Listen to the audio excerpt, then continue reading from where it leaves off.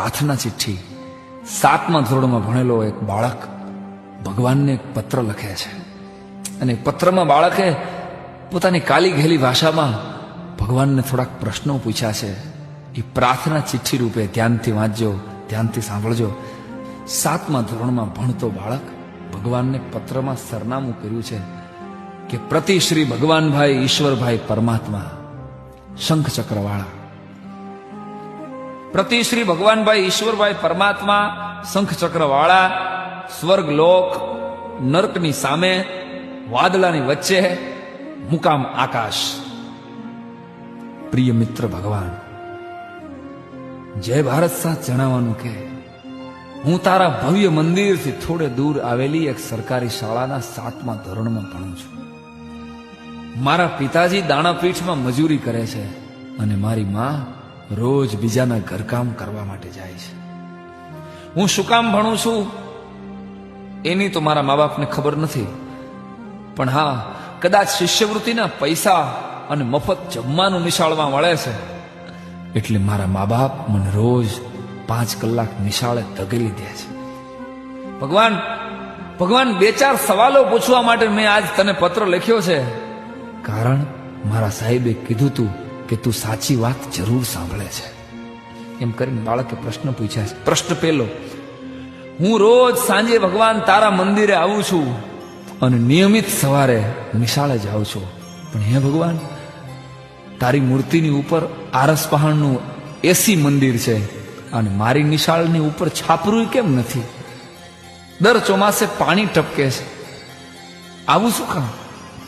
પ્રશ્ન બીજો, તને રોજ 32 ભાતના પકવાન પીરસાય છે અને તું તો ખાતોય નથી, અને હું દરરોજ બપોરે મધ્યાહન ભોજનના 1 મુઠ્ઠી ભાતથી ભૂખ્યો ઘરે જાઉં છું, આવું કેમ? પ્રશ્ન ત્રીજો, મારી નાની બેનના ફાટેલા ફ્રોક ઉપર તો કોઈ થીગડું મારવા આવતું નથી અને તારા પચરંગી નવા નવા વાઘા. સાચું કહું ભગવાન, સાચું કહું તો હું રોજ તને નહીં, તારા કપડા જોવા માટે મંદિરે આવું છું. પ્રશ્ન ચોથો, તારા પ્રસંગે તો લાખો માણસો મંદિરમાં સમાતા નથી. તારા ધાર્મિક પ્રસંગો હોય તો લાખો માણસો તારા મંદિરમાં સમાતા નથી, અને 15મી ઓગસ્ટે કે 26મી જાન્યુઆરીએ જ્યારે હું 2 મહિનાથી મહેનત કરેલું દેશભક્તિ ગીત રજૂ કરું ને, ત્યારે મારી સામે હોય છે માત્ર મારા શિક્ષકો અને મારા બાળ મિત્રો.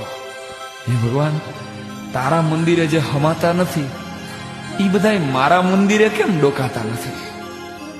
પ્રશ્ન 5મો અને છેલ્લો, તને ખોટું લાગે તો ભલે લાગે, પણ મારા ગામમાં એક 5 સ્ટાર હોટલ જેવું મંદિર છે ભગવાન, અને એક મંદિર જેવી પ્રાથમિક શાળા છે.